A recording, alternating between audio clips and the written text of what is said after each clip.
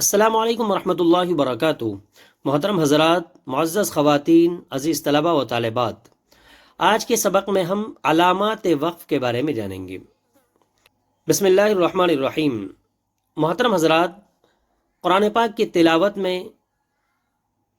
آیت کے ختم پر ہم وقف کرتے ہیں، رک جاتے ہیں۔ اسی طرح بہت سی علامات ہم دیکھتے ہیں، کہیں میم لکھا ہوتا ہے،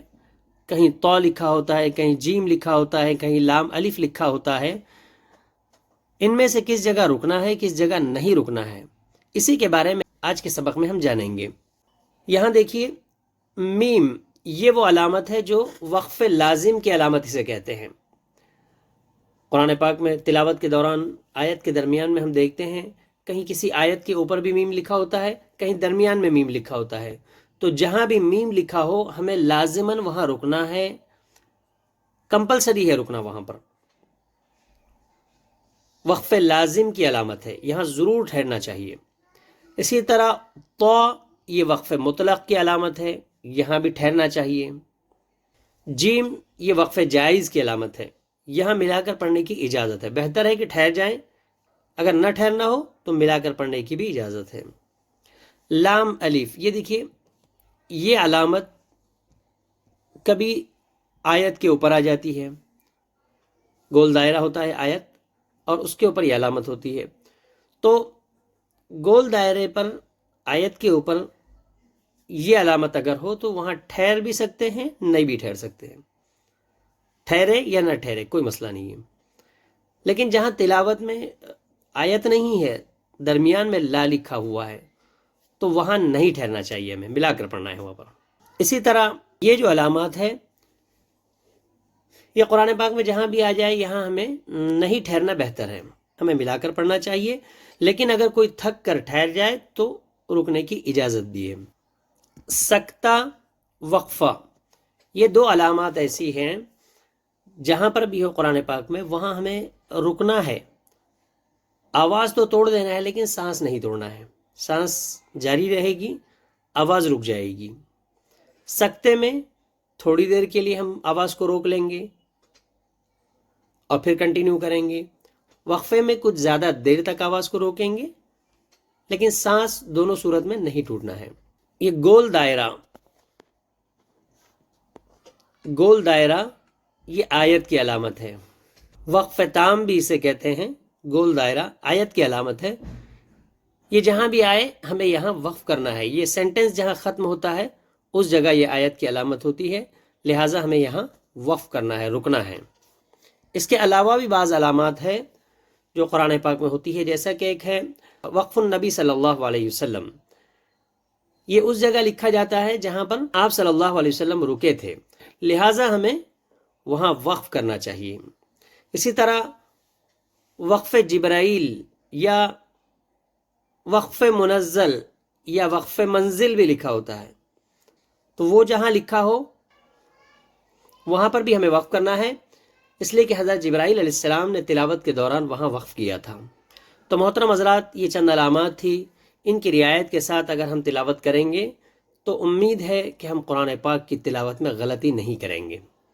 آئیے اب سورہ یاسین کی تلاوت کرتے ہیں۔ اکثر ہم ہر روز اس سورت کی تلاوت کرتے ہیں۔ یہ سورت مکہ میں نازل ہوئی اور اس میں 83 آیات ہے، 83 آیات ہیں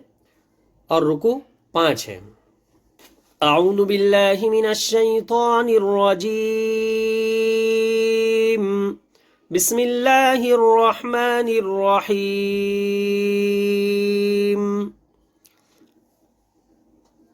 یاسین والقرآن الحکیم۔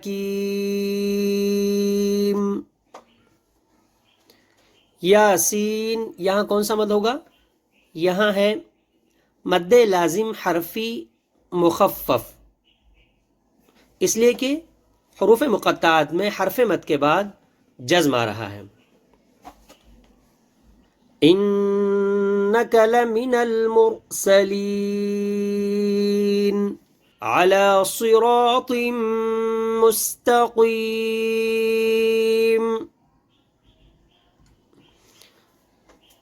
تنزيل العزيز الرحيم لتنذر قوما ما أنذر آباؤهم فهم غافلون لقد حق القول على أكثرهم فهم لا يؤمنون إنا جعلنا في أعناقهم أغلالا فهي إلى الأذقان فهم مقمحون وجعلنا من بين أيديهم سدا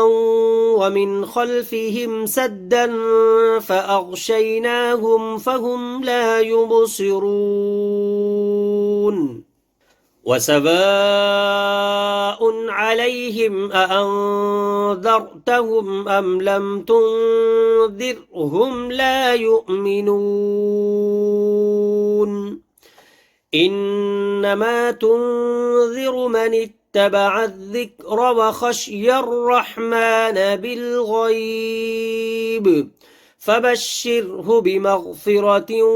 وأجر كريم إنا نحن نحيي الموتى ونكتب ما قدموا وآثارهم وكل شيء أحصيناه في إمام مبين واضرب لهم مثلا أصحاب القرية إذ جاءها المرسلون. यहाँ देखिए मीम ये वक्फ लाजिम की अलामत है, यहाँ पर रुकना जरूरी है। إذ أرسلنا إليهم اثنين فكذبوهما فعززنا بثالث فقالوا إنا إليكم مرسلون قالوا ما أنتم إلا بشر مثلنا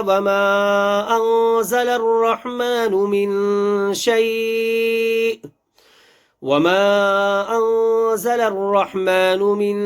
شيء إن أنتم إلا تكذبون قالوا ربنا يعلم إنا إليكم لمرسلون وما علينا إلا البلاغ المبين قالوا إنا تطيرنا بكم لئن لم تنتهوا لنرجمنكم وليمسنكم منا عذاب أليم قالوا طائركم معكم أئن ذكرتم بل أنتم قوم مسرفون وجاء من أقصى المدينة رجل يسعى قال يا قوم اتبعوا المرسلين اتبعوا من لا يسألكم أجرا وهم مهتدون وما لي لا أعبد الذي فطرني وإليه ترجعون أأتخذ من دونه آلهة إن يردني الرحمن بضر لا تغن عني شفاعتهم شيئا ولا ينقذون إني إذا لفي ضلال مبين إني آمنت بربكم فاسمعون قيل ادخل الجنة قال يا ليت قومي يعلمون بما غفر لي ربي وجعلني من المكرمين وما أنزلنا على قومه من بعده من جند من السماء وما كنا منزلين إن كانت إلا صيحة واحدة فإذا هم خامدون يا حسرة على العباد ما يأتيهم من رسول إلا كانوا به يستهزئون ألم يروا كم أهلكنا قبلهم من القرون أنهم إليهم لا يرجعون وإن كل لما جميع لدينا محضرون وآية لهم الأرض الميتة أحييناها وأخرجنا منها حبا فمنه يأكلون وجعلنا فيها جنات من نخيل وأعناب وفجرنا فيها من العيون ليأكلوا من ثمره وما عملته أيديهم أفلا يشكرون سبحان الذي خلق الأزواج كلها مما تنبت الأرض ومن أنفسهم ومما لا يعلمون وآية لهم الليل نسلخ منه النهار فإذا هم مظلمون والشمس تجري لمستقر لها ذلك تقدير العزيز العليم والقمر قدرناه منازل حتى عاد كالعرجون القديم لا الشمس ينبغي لها أن تدرك القمر ولا الليل سابق النهار وكل في فلك يسبحون وآية لهم أنا حملنا ذريتهم في الفلك المشحون وخلقنا لهم من مثله ما يركبون وإن نشأ نغرقهم فلا صريخ لهم ولا هم ينقذون إلا رحمة منا ومتاعا إلى حين وإذا قيل لهم اتقوا ما بين أيديكم وما خلفكم لعلكم ترحمون وما تأتيهم من آية من آيات ربهم إلا كانوا عنها معرضين وإذا قيل لهم أنفقوا مما رزقكم الله قال الذين كفروا للذين آمنوا أنطعم من لو يشاء الله أطعمه إن أنتم إلا في ضلال مبين ويقولون متى هذا الوعد إن كنتم صادقين ما ينظرون إلا صيحة واحدة تأخذهم وهم يخصمون فلا يستطيعون توصية ولا إلى أهلهم يرجعون ونفخ في السور فإذا هم من الأجداث إلى ربهم ينسلون قالوا يا ويلنا من بعثنا من مرقدنا هذا ما وعد الرحمن وصدق المرسلون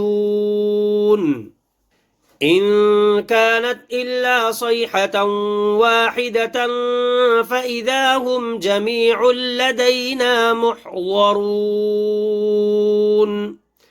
فاليوم لا تظلم نفس شيئا ولا تجزون إلا ما كنتم تعملون إن أصحاب الجنة اليوم في شغل فاكهون هم وأزواجهم في ظلال على الأرائك متكئون لهم فيها فاكهة ولهم ما يدعون سلام قولا من رب رحيم وامتازوا اليوم أيها المجرمون ألم أعهد إليكم يا بني آدم ألا تعبدوا الشيطان إنه لكم عدو مبين وأن اعبدوني هذا صراط مستقيم ولقد أضل منكم جبلا كثيرا أفلم تكونوا تعقلون هذه جهنم التي كنتم توعدون اصلوها اليوم بما كنتم تكفرون اليوم نختم على أفواههم وتكلمنا